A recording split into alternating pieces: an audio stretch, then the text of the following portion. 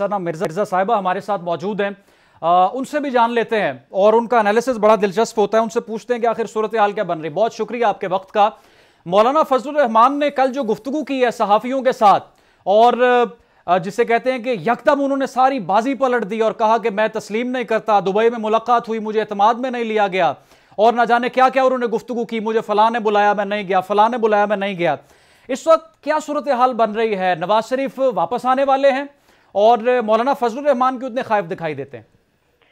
बहुत शुक्रिया मुझे मौका देने के लिए। देखिए, एक दो चीजें हैं जिसको समझने की बहुत जरूरत है। एक तो ये कि पीडीएम अगर आज जिंदा है तो इसमें सबसे बड़ा हाथ शायद मौलाना फजलुर रहमान साहब का है, और अगर वो ना होते तो शायद पीडीएम कब की खत्म हो चुकी होती, क्योंकि पीपल्स पार्टी जिसने इसकी बुनियाद रखी थी वो बहुत अरसा पहले पीडीएम छोड़ चुकी थी।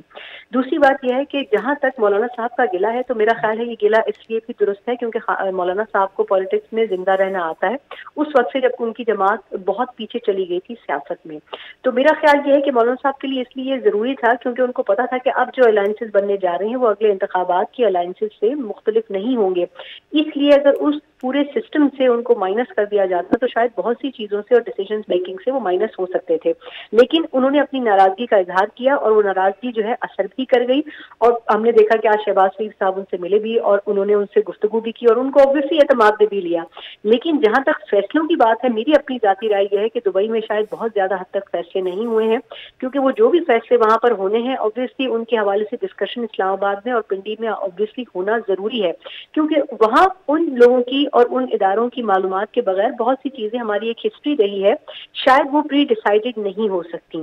दूसरी बात यह है कि नवाज शरीफ साहब की वापसी के हवाले से मैं ये कहूंगी कि शायद नवाज शरीफ साहब की वापसी पे बात तो की जा रही है, लेकिन आसार ऐसे नहीं है कि वो 16 सितंबर से पहले वापस आते हैं, क्योंकि वो जरूर कह रहे हैं कि मैं वापस आऊंगा और मैं केसेस फेस करूंगा, मुझे जेल भी जाना पड़ा तो जाऊंगा, लेकिन उनकी अपनी जो लीडरशिप है उसकी ये ख्वाहिश है कि जो मौजूदा चीफ जस्टिस साहब हैं जो 16 सितंबर को रिटायर हो रहे हैं, उनके जाने के बाद सिनेरियो बहुत चेंज हो जाएगा। पॉलिटिकल पार्टी के लिए भी, खास जमात के लिए भी, जिसकी तरफ एक झुकाव हमें नजर आता है, अदालती जो अमला है उनका भी और कुछ जजेस साहिबान का भी। तो मेरा ख्याल ये है कि जो आइडियल टाइम है नवाज शरीफ साहब की लॉन्चिंग का वो शायद सितंबर या सितंबर के मिड के बाद हो, उससे पहले शायद नवाज शरीफ साहब के आने के आसार मुश्किल नजर आ रहे हैं। और नवाज शरीफ ही चौथी मर्तबा प्राइम मिनिस्टर के कैंडिडेट होंगे पाकिस्तान में आकर? देखिए, ये वैसे कबल वक्त है बात, क्योंकि प्राइम मिनिस्टरशिप के लिए रेस में कुछ लोग और भी हैं, उसमें खुद उनके अपने छोटे भाई शहबाज शरीफ साहब भी हैं, और मेरा ख्याल नहीं है कि बिलावल साहब का भी नाम लिया जा रहा है, और भी कुछ कैंडिडेट्स हैं। लेकिन मेरा ख्याल है कि इस वक्त प्राइम मिनिस्टर की जो सीट है उससे ज्यादा इम्पोर्टेंट चीज ये है कि इलेक्शन कब होना है, वो इस साल होना है या अगले साल होना है,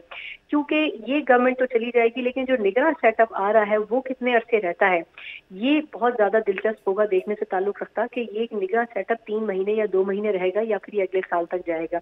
और यकीनन इसमें कैंपेनिंग जो पॉलिटिकल पार्टीज की है वो मैटर जरूर करती है, क्योंकि उस कैंपेनिंग में ही हम देखेंगे कि मुस्लिम लीग नून या पीडीएम की दीगर जमातें और पीटीआई जो बची कुची जमात रह गई है वो अपनी कैंपेनिंग कैसे करती है। तो मेरा अपना जाती ख्याल ये है कि नवाज शरीफ साहब की वापसी उस वक्त ही हो सकेगी, उससे पहले मुश्किल है।